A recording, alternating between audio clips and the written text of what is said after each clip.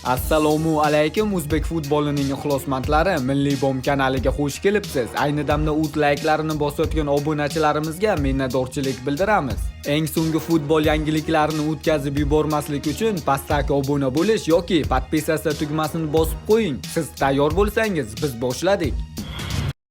11-tur uchrashuvlari yakuniga yetdi. 11-tur intrigaga boy bahslarni taqdim etdi. Ayniqsa Dinamo va Qizilqum muxlislarga jang taqdim etdi. Quyida 11-tur natijalari bilan tanishing.